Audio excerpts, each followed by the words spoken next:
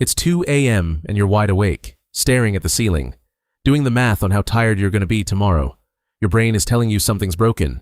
But rewind 30,000 years, and nothing is broken.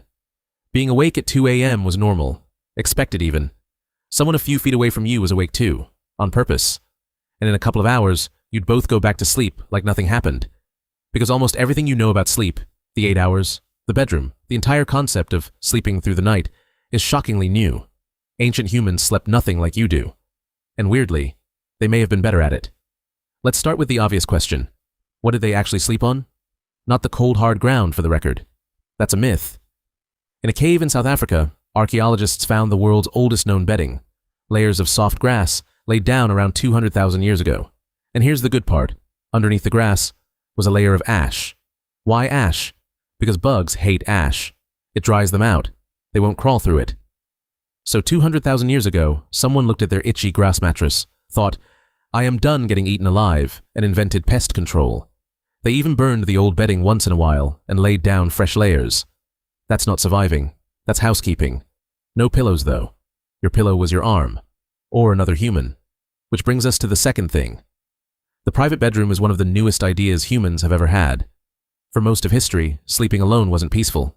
It was a death sentence. You slept in a pile. Family, kids, that one uncle nobody likes. Everyone, pressed together around the fire. So, picture your actual night. The fire's burned down to orange embers. The uncle is snoring directly into your ear. Somebody's kid has a foot on your face. Not near your face, on it. Something furry just repositioned itself across your legs, and you're choosing to believe it's the dog. It's cramped, it's loud, it smells like smoke, and yesterday's dinner. And you would not trade that spot for anything in the world. Why not? Partly warmth, nights got cold, and your blanket was whatever animal you caught earlier. But mostly because of a very simple rule of the ancient world. Alone at night? You're a snack. And here's where ancient sleep gets genuinely clever. Because a pile of unconscious humans sounds like easy prey, unless the pile comes with a security system. It did. Scientists studied the Hadza people of Tanzania, hunter-gatherers who still live close to how our ancestors did. They put sleep trackers on an entire camp for 20 days. 20 days, that's over 28,000 minutes. Want to guess how long the whole camp was asleep at the same time?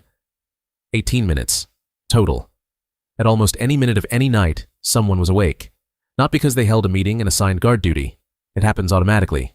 Older people crash early and wake up stupidly early. Younger people stay up late and sleep in. Light sleepers surface every couple of hours, look around, drift off again. Stack all those mismatched schedules on top of each other, and the group runs a rotating night watch that nobody planned. Scientists call it the Sentinel Hypothesis. And it might explain something about your house. Your grandpa up at 4:45 in the morning for absolutely no reason.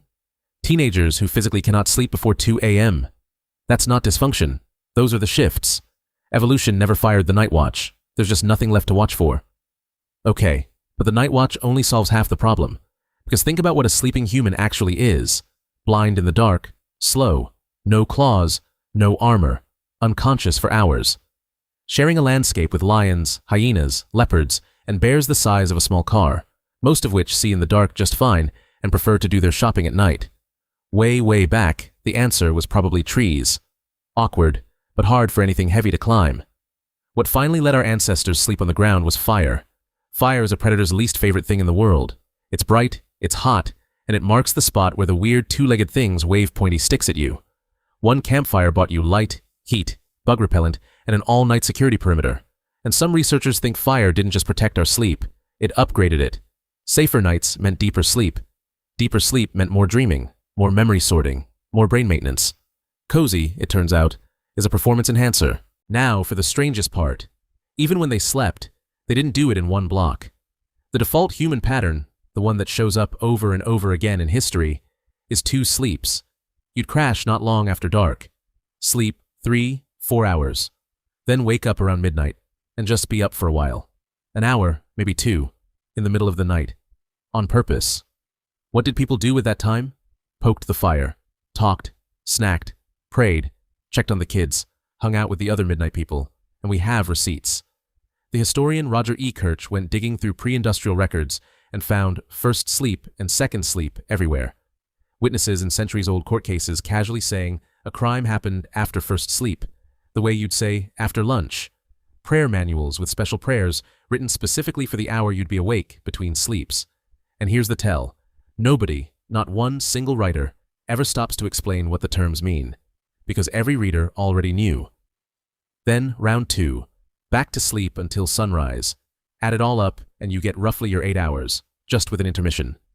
And when scientists put modern people somewhere with no artificial light for a few weeks, their sleep split right back into 2 chunks. It's still in you. It's just buried under light bulbs. So, let's recap what normal sleep looked like for basically all of history before electric light. Grass bed, human pile, someone always on watch, fire, first sleep, midnight intermission, second sleep, and no alarms. The sun was the alarm, and it has never once let anyone hit snooze. Then, about 150 years ago, we got the light bulb, and everything scrambled. Suddenly, bedtime could be pushed as late as we wanted. Work schedules squeezed sleep into one solid block, the midnight intermission died out, and 8 uninterrupted hours became the rule. On the time scale of our species, that's not tradition.